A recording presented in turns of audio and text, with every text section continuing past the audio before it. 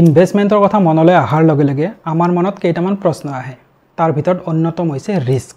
আমি যে ইনভেষ্ট কৰিম, আমাৰ টকাটো কিমান ৰিস্কত আছে, আমি টকাখিনি ঘূৰাই পাম নে নাপাম। তাৰ পিছৰ প্ৰশ্নটো আহে প্ৰফিট। আমি যে টকাটো ইনভেষ্ট কৰিম, আমাৰ কষ্টৰে উপাৰ্জন কৰা টকা এটা নিৰ্দিষ্ট সময়ৰ কাৰণে আমি ইনভেষ্ট কৰি ৰাখিম, তাৰ বিনিময়ত আমি প্ৰফিট কিমান পাম। তাৰ পিছত আমাৰ মনত প্ৰশ্ন আহে যে আমি এফডিত ইনভেষ্ট কৰিম নে মিউচুৱেল ফাণ্ডত ইনভেষ্ট কৰিম।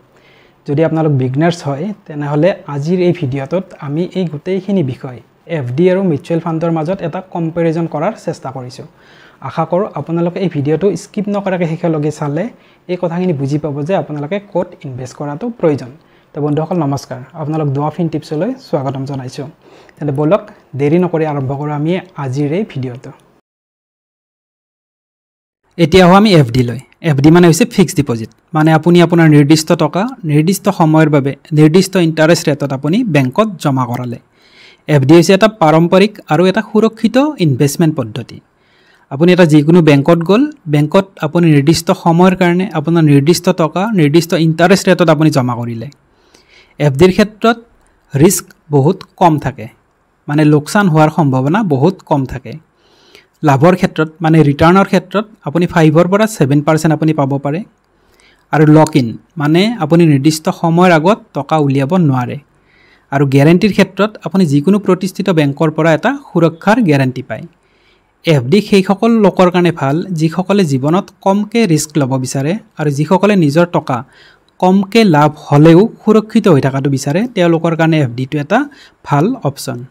এফডিৰ বিপৰীতে মিউচুৱেল ফাণ্ড হৈছে এনেকুৱা এটা ইনভেষ্টমেণ্ট পদ্ধতি য'ত আপুনি ইনভেষ্ট কৰা টকাখিনি এজন প্ৰফেচনেল ফাণ্ড মেনেজাৰে শ্বেয়াৰ মাৰ্কেট, বণ্ড বা অন্য যিকোনো এছেটত ইনভেষ্ট কৰে। এফডিৰ তুলনাত মিউচুৱেল ফাণ্ডত ৰিস্কটো অলপ বেছি থাকে, কাৰণ ই সম্পূৰ্ণৰূপে বজাৰৰ ওপৰত নিৰ্ভৰ কৰে। যদি মাৰ্কেট আপ হয় আপুনি প্ৰফিটেবল হ'ব, আৰু যদি মাৰ্কেট ডাউন হয় তেনেহ'লে আপোনাৰ লোকচান হোৱাৰ সম্ভাৱনা থাকে। আৰু ৰিটাৰ্ণৰ ক্ষেত্ৰত আপুনি যদি দীঘলীয়া সময়লৈকে ইনভেষ্ট কৰি ৰাখে তেনেহ'লে 10 পৰা 15% আপুনি এটা ৰিটাৰ্ণ পোৱাৰ সম্ভাৱনা থাকে। মিউচুৱেল ফাণ্ডত এনেকুৱা কিছুমান স্কিম আছে যাৰ জৰিয়তে টেক্স ৰেহাই পোৱা যায়।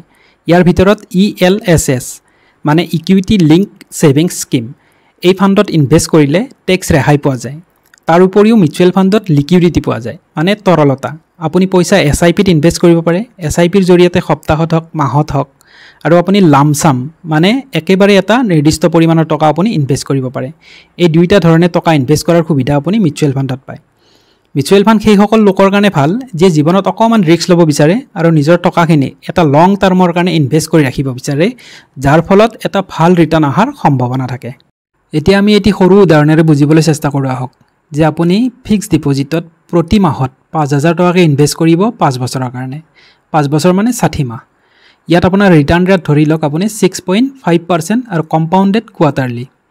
আপোনাৰ টোটেল ইনভেষ্টমেণ্ট হ'ব 5,000 পূৰণ 60 মাহ 3 লাখ টকা। আৰু কম্পাউণ্ডিং হিচাপত হ'ব ফাইনেল এমাউণ্ট হ'ব 3,49,000। টোটেল ইণ্টাৰেষ্ট আপুনি ইয়াতে পাব 49,000। আনহাতে যদি আপুনি এই একেখিনি টকায়ে SIPৰ জৰিয়তে মিউচুৱেল ফাণ্ডত ইনভেষ্ট কৰে, তেতিয়াও আপোনাৰ 5,000 টকাকৈ 60 মাহ 3 লাখ টকা হ'ব। আৰু আপুনি আনুমানিক ৰিটাৰ্ণ বছৰত 12% যদি ধৰে তেনেহ'লে আপোনাৰ ফাইনেল এমাউণ্ট হ'ব 4,10,000 টকা। মানে টোটেল ৰিটাৰ্ণ আপুনি ইয়াতে পাব 1,10,000 টকা। তেতিয়া আপুনি নিশ্চয় বুজি পালে যে আমি এফডিত ইনভেষ্ট কৰাটো ভাল নে মিউচুৱেল ফাণ্ডত ইনভেষ্ট কৰাটো ভাল। এতিয়া আমি এফডি আৰু মিউচুৱেল ফাণ্ডক কেইটামান পইণ্টত বিশ্লেষণ কৰিম। তেতিয়া আপোনাৰ সুবিধা হ'ব যে আপুনি ক'ত ইনভেষ্ট কৰাটো আপোনাৰ কাৰণে সুবিধাজনক হ'ব। প্ৰথম পইণ্ট হৈছে ৰিস্ক। এফডিত ৰিস্ক বহুত কম থাকে আৰু মিউচুৱেল ফাণ্ডত মিডিয়ামতকৈ অলপ হাই থাকে। ৰিটাৰ্ণৰ ক্ষেত্ৰত এফডিত আপুনি 5% পৰা 7% ৰিটাৰ্ণ পোৱাৰ সম্ভাৱনা থাকে, আৰু মিউচুৱেল ফাণ্ডত 10 পৰা 15% যদি আপুনি লং টাৰ্মৰ কাৰণে ইনভেষ্ট কৰে। তৰলতা মানে লিকুইডিটি এফডিত কম আৰু মিউচুৱেল ফাণ্ডত লিকুইডিটি অধিক থাকে। এতিয়া টেক্সৰ লাভৰ ক্ষেত্ৰত যদি আমি চাওঁ তেনেহ'লে এফডিত এইটো লিমিটেড, কিন্তু মিউচুৱেল ফাণ্ডত ELSSত টেক্সৰ লাভ আপুনি পাব। এতিয়া কোনটো কাৰ কাৰণে বেছি উপযুক্ত? এফডি যিখিনি ছিনিয়ৰ চিটিজেন আছে, যিখিনি বিগনাৰ্ছ আছে, তেওঁলোকৰ কাৰণে এফডিটো এটা ছিকিউৰ ইনভেষ্টমেণ্ট প্লেটফৰ্ম। আনহাতে মিউচুৱেল ফাণ্ড হৈছে য়ং ইনভেষ্টাৰ আৰু কোনোবা প্লেনাৰ যোনে সপোন দেখে, যাৰ এটা ফিনেন্সিয়েল গ'ল আছে, তেওঁলোকৰ কাৰণে মিউচুৱেল ফাণ্ডটো এটা ভাল বিকল্প হ'ব পাৰে। এতিয়া প্ৰশ্ন হয় যে যদি প্ৰথমবাৰৰ কাৰণে ইনভেষ্ট কৰিবলৈ ওলাইছে তেনেহ'লে এতিয়া প্ৰশ্ন হয় যে আপুনি ক'ত ইনভেষ্ট কৰাটো উচিত।